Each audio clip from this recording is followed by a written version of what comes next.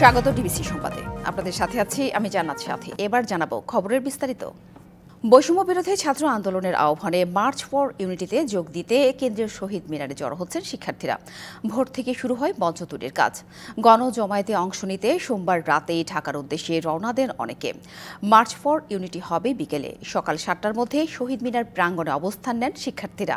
এর আগে বৈষম্য বিরোধী ছাত্র আন্দোলন ও জাতীয় নাগরিক কমিটির জুলাই বিপ্লবের ঘোষণাপত্র নিয়ে দুদিন ধরে দেশের রাজনৈতিক অঙ্গনে নানা আলোচনা হয়।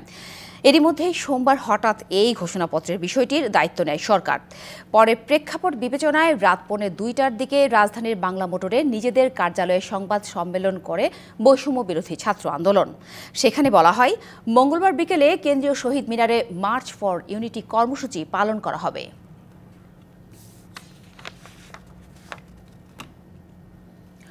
বৈষম্য বিরোধী ছাত্র আন্দোলনের আহ্বানে মার্চ ফর ইউনিটিতে যোগ দিতে কেন্দ্রীয় শহীদ মিনারে জড়ো হচ্ছেন শিক্ষার্থীরা। সেখানকার আরও খবর জানব সহকর্মী আরিফুল ইসলামের কাছ থেকে। আরিফ, জুলাই বিপ্লবের ঘোষণাপত্রের বদলে মার্চ ফর ইউনিটি কর্মসূচি শুরু হতে তো এখনও অনেক সময় বাকি থাকলেও আমরা কিন্তু সকাল থেকেই শিক্ষার্থীদের উপস্থিতি দেখেছি বেশ চোখে পড়ার মতো। তো কর্মসূচি নিয়ে তাদের ভাবনা, এখন তাদের উপস্থিতি কেমন, সব মিলিয়ে জানাবেন। সাথী, যে বিষয়টা আপনি জানতে চাইছেন যে সব পরিস্থিতির বিষয়টা কি, আসলে কেন্দ্রীয় শহীদ মিনারে আমি এখন অবস্থান করছি। সেখানে কিন্তু এই মার্চ ফর ইউনিটি যে কর্মসূচি বৈষম্য বিরোধী ছাত্র আন্দোলনের, সেই কর্মসূচি উপলক্ষে কিন্তু সারা দেশ থেকে শিক্ষার্থীরা জমায়েত হতে শুরু করেছেন। বিশেষ করে আপনি জানেন যে এই কর্মসূচিটি বলা যায় যে বিকেল 3টায়, তো সেক্ষেত্রে অনেকটা সময় এখনো বাকি আছে।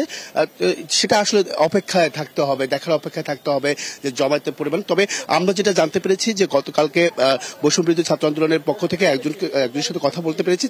তিনি আমাদেরকে জানিয়েছেন যে প্রায় 2.5 লাখের মতো শিক্ষার্থী এখানে অংশগ্রহণ করবেন এই কর্মসূচিতে। তো সেক্ষেত্রে বলা যাচ্ছে যে এখন যে কোন দিক শহীদ মিনারটি আপনি দেখতে পাচ্ছেন, সেখানে ধীরে ধীরে যে সমাগম বা জমায়েত হওয়ার যে শিক্ষার্থীদের যে উৎসাহ উদ্দীপনা, সেটা কিন্তু আমরা দেখতে পেরেছি। যেটা হচ্ছে এইখান থেকেই আসলে এই যে কর্মসূচি, সেই কর্মসূচি থেকে যে ধরনের ঘোষণা আসবে, সেই ঘোষণাটা যে সরকারি আসুক না কেন, সেই সরকারের সেটা আসলে মেনে নিবে বলে আমরা কিন্তু জানতে পেরেছি। এখানে বৈষম্য বিরোধী ছাত্র আন্দোলন খাগড়াছড়ি পার্বত্য জেলা একটি ব্যানারে এসেছেন তারা। আপনারা একটু জানতে চাই যে আপনাদের যে আজকের কর্মসূচি, সেখান থেকে আসলে কি আশা করছেন, বা সরকার যেই আসুক না কেন তারা কি আসলে মেনে নেবে কিনা? আমরা যেটা আশা করছি যে জুলাই আগস্টের যে অভ্যুত্থানের পর থেকে যে অবস্থা 4 মাস আমরা যে দেখেছি যে প্রবলেমগুলো চলছে, এগুলো দিন দিন বেড়েই যাচ্ছে। তো আমরা আশা করছি যে এই ঘোষণার মধ্য দিয়ে যেন দেশকে আমরা আরো এগিয়ে নিয়ে যেতে পারি, এবং আর এই সংবিধান যদি আপনার চেঞ্জ না করা হয়, তাহলে যে জুলাই অভ্যুত্থানে যে লোকজনগুলো যারা এখানে অভ্যুত্থানে অংশ নিয়েছেন, তাদের একটা সমস্যা হয়ে যাবে। তো বা দেশদ্রোহী তাদের একটা। তো তারা। আপনারা কখনো আসছেন এখানে? আমরা আসছি গতকালকে রাতে। ধন্যবাদ, অসংখ্য। সাথে যেটা বলছিলাম যে বৈষম্য বিরোধী ছাত্র আন্দোলনের পক্ষ থেকে দেশের বিভিন্ন প্রান্ত থেকে কিন্তু গতকাল থেকে আসা শুরু করেছে। ইতিমধ্যে খাগড়াছড়ি জেলা পার্বত্য জেলা থেকে কিন্তু এসে পড়েছে। আরেকটি বিষয় জানিয়ে রাখি আপনাকে যে এই কর্মসূচি উপলক্ষে আইন শৃঙ্খলা বাহিনীর যে পরিস্থিতি, সেটা কিন্তু জোরদার করা হয়েছে যাতে করে কোনো প্রকার বিশৃঙ্খলা সৃষ্টি করতে না পারে। তো এই ছিল আসলে সাথে এখান থেকে সবশেষ। পরবর্তী সম্পর্কে নতুন কোনো তথ্য পেলে অবশ্যই জানার চেষ্টা করব। থাকুন, আপনার কাছ থেকে নিশ্চয়ই তখন যুক্ত হব। রাজধানীর সোহরাওয়ার্দী উদ্যানে চলছে বাংলাদেশ ইসলামী ছাত্র শিবিরের কেন্দ্রীয় সদস্য সম্মেলন। দীর্ঘ 13 বছর পর এবার প্রকাশ্যে এই সম্মেলন হচ্ছে। মঙ্গলবার সকাল 9টার দিকে রাজশাহীতে বৈষম্য বিরোধী আন্দোলনের শহীদ আলী রায়হানের বাবা এই আয়োজনের উদ্বোধন ঘোষণা করেন। এ সময় আরও কয়েকজন শহীদের পরিবারের সদস্যরা মঞ্চে উপস্থিত ছিলেন। সম্মেলনে শিবিরের সারা দেশের শপথধারী সদস্যরা ও জামায়াতের শীর্ষ নেতা সহ বিভিন্ন দলের আমন্ত্রিত অতিথিরা উপস্থিত হয়েছেন। আছেন বিদেশি অতিথিরাও।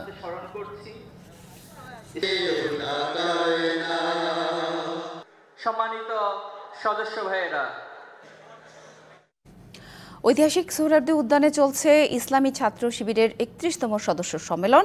সেখানে আছেন সহকর্মী মোহাইমিনুল খান অপু। তার কাছ থেকে জেনে নেব সর্বশেষ। অপু, আপনি তো সকাল থেকে ইসলামী ছাত্র শিবিরের সম্মেলনের খবর জানাচ্ছিলেন। এই মুহূর্তে আপনার কাছে আর নতুন কি তথ্য রয়েছে? নতুন নেতৃত্বে কারা আসছেন, এই বিষয়ে কিছু জানতে পেরেছেন কিনা, সব মিলে জানাবেন। বলছেন যে নতুন নেতৃত্বে কে আসছেন, এটি আসলে এই সংগঠনটি হচ্ছে ভোটের মাধ্যমে তারা তাদের নেতা নির্বাচন করে থাকেন। যেহেতু গতকালকে তারা অনলাইনের মাধ্যমে ভোট শেষ করেছেন, সেহেতু আজকের অধিবেশনের দ্বিতীয় অধিবেশনে তারা তাদের সেই কে নির্বাচিত হবেন সভাপতি সেই পদটি তারা ঘোষণা করবেন। পাশাপাশি সাধারণ সম্পাদকের পদটি এটি আলোচনার মাধ্যমে তারা এটি নির্ধারণ করে থাকেন। এখানে যারা তাদের সদস্য রয়েছেন সদস্যদের মতামত নিয়ে এটি কিন্তু ঘোষণা করা হবে পরবর্তীতে। এছাড়া যদি বলে থাকি যে সকাল 8:50 এই সম্মেলনের উদ্বোধন করেন। এর পরবর্তীতে দেশের যে সকল বিভিন্ন রাজনৈতিক সংগঠনগুলোকে আমন্ত্রণ জানানো হয়েছে সে সকল সংগঠনের সিনিয়র নেতৃবৃন্দ কিন্তু কিছুক্ষণ আগে কথা বলেছেন। এরপর বিদেশি যে সকল অতিথি রয়েছে মিশর, তুরস্ক, মালয়েশিয়া সহ অন্যান্য দেশের তারাও তাদের বক্তব্য রেখেছেন। এখন মূলত জামাতে ইসলামের যে সহকারী সেক্রেটারি রয়েছেন তিনি বক্তব্য রাখছেন। এখানে সব বক্তার মুখেই একটি কথা ছিল যে তারা ঐক্যের কোনো বিকল্প দেখছেন না, তাদের ঐক্য যাতে কোনো কারণে বিনষ্ট না হয় সেই বিষয়টি তারা বারবার বলে যাচ্ছেন। তারা ঐক্যবদ্ধ থেকে পরবর্তী বাংলাদেশে যেন একটি সুষ্ঠু গণতান্ত্রিক ভোটাধিকার জনগণ যাতে একটি ভোট প্রয়োগ করতে পারেন এবং সুষ্ঠু নির্বাচন হয় সেই বিষয়গুলো তারা তুলে ধরছেন। পাশাপাশি বলছেন যে এই জুলাই আগস্ট গণ অভ্যুত্থানে যে সকল শহীদ হয়েছেন এই সকল শহীদের বিচার তারা দাবি করেছেন। বলছেন যে বিচার বিলম্ব না করে দ্রুত এই বিচার যেন করা হয়। এই মুহূর্তে কিন্তু এই সমাবেশে জামাতে ইসলামের যে আমির রয়েছেন তিনি কিন্তু ইতিমধ্যে উপস্থিত হয়েছেন। তো এই ছিল রাজধানীর সোহরাওয়ার্দী উদ্যান থেকে ছাত্র শিবিরের। আপনি থাকুন, নিশ্চয়ই পরবর্তীতে আবারও আপনার সঙ্গে আমরা যুক্ত হব। ধন্যবাদ। সীমান্তে আর পিঠ দেখাবে না বিজিবি, হুঁশিয়ারি দিলেন স্বরাষ্ট্র উপদেষ্টা অবসরপ্রাপ্ত লেফটেন্যান্ট জেনারেল জাহাঙ্গীর আলম চৌধুরী। বলেন সীমান্তে হত্যা বন্ধে সর্বোচ্চ চেষ্টা করা হচ্ছে। চট্টগ্রামের সাতকানিয়ার বায়তুল ইজ্জতে অবস্থিত border guard training centre and কলেজে বীর উত্তম মুজিবুর রহমান প্যারেড গ্রাউন্ডে বিজিবির 102তম রিক্রুট ব্যাচের প্রশিক্ষণ সমাপনী অনুষ্ঠানে কথা বলেন তিনি। মিয়ানমার সীমান্তে কোনো উত্তেজনা নেই, এ নিয়ে শঙ্কার কোনো কারণ নেই বলেও জানান উপদেষ্টা। টেকনাফে অপহৃত বনকর্মীদের দ্রুতই উদ্ধার করা হবে বলেও জানান তিনি।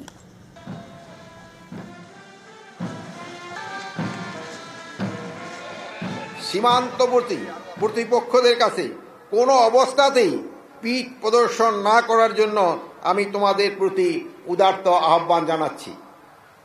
দেশ মাতৃকার রক্ষায় তোমরা প্রয়োজনে জীবন দেবে, তবু দেশের 1 ইঞ্চি মাটিও হাতছাড়া হতে দিবে না বলে আমি দৃঢ় বিশ্বাস রাখি। আমি বিশ্বাস করতে চাই যে তোমরা আমাদেরকে হতাশ ও নিরাশ করবে না।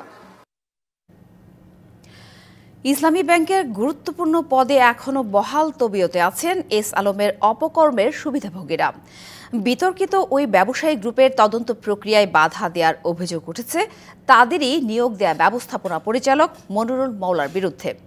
আর তাতে সহযোগিতা করছেন ব্যাংকের পর্ষদ চেয়ারম্যান ওবায়দুল্লাহ আল মাসুদ।